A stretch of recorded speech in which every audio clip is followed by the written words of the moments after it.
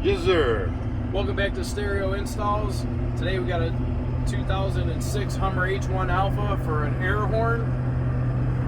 This vehicle had an aftermarket steering wheel, so we had some really specific horn parts to finalize the horn working with the factory button as you might like it to. We have two truck horns on here, a 3-gallon tank, a 200 psi compressor, a couple pressure switches and solenoids to tie everything together. But here we go. Hit it again. So on the horn here, depending if you have the H1 wagon or the soft top,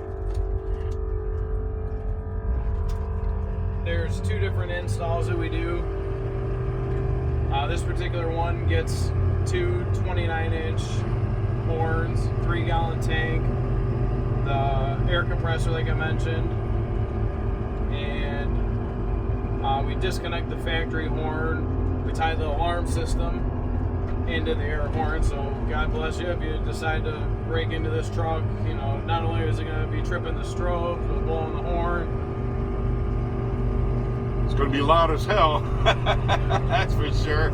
So, if you're looking for an air horn on any truck or a Hummer H1, we have the service parts. Like if you do the Momo wheel swap and you don't have a working horn button, we modify the factory buttons, the factory like contact switches and some of those parts you may be looking for. We can help source replacement contact switches for the Momo wheel. Momo wheels and H1s, if you're working on that and watching this video, you might be just trying to fix this part here, and we can walk you through that or help. That's Stereo Installs in Mentor, Ohio.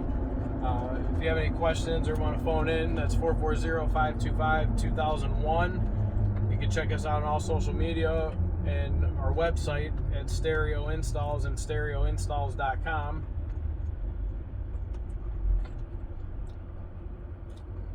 But if you're looking to get one of these and or help with the Momo wheel and the horn contact switches, reach out.